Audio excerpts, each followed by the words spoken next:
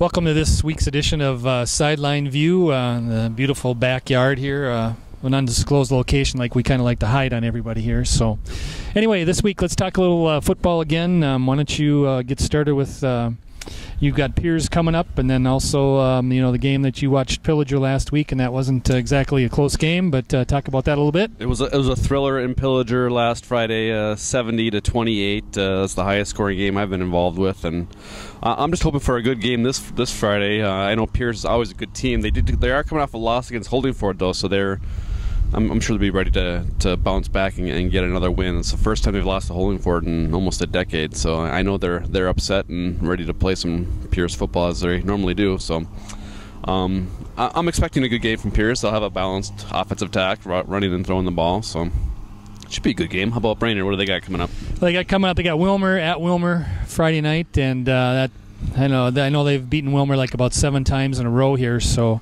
not really. I know Wilmer's 1-1. They got beat in the last 2 or 3 minutes last week for the second week in a row. Well, actually they won the first one, but so they're 1-1. So is Brainerd going in. Brainerd looked much better last week against Tech. Had another comeback in the second half. Scored 14 unanswered at the end in the fourth quarter to beat Tech 42-28. So that was a very good game after the loss to Recording the opener. So I'd say they're on track again here. And also coming up now, too, for Central Lakes this week, they've got their big game of the year.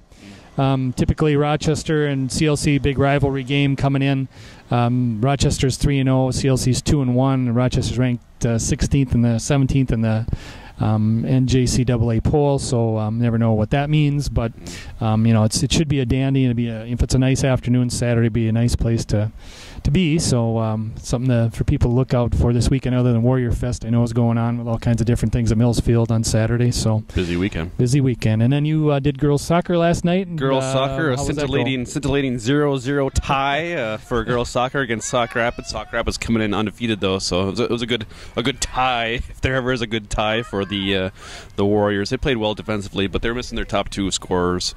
And Emily Beltran and Hannah Lundstrom. Mm-hmm. Neither of them were there for different reasons, but they played good soccer. It was they had some chances. They certainly had more shots on net than Sauk Rapids, but none of them went in. So another tie for the Warrior girls soccer. And the Warrior keeper had a clean sheet. Do you want to explain what that means? No, I don't want to, because I have no idea. It's a shutout for us North Americans that refer to football as the better game, but no, a clean sheet is when you go you pitch a shutout. So in soccer, in soccer, and she did. It's her second one of the year for Miss Campbell. So congrats to her and the defense. I want to thank Ricky Lessert for pointing it out to us what a clean sheet was. I never had no idea what that was. It's that soccer jargon that I have no idea what it is. And I'll be covering Warrior swimming on Thursday night. I'll be our first look at them, I'm pretty sure, this year. And I know some people like Fallon Ryan, Riley Peterson, Hannah McKeagman having some really good season for them. Fallon Ryan's the athlete of the week this week too. She's got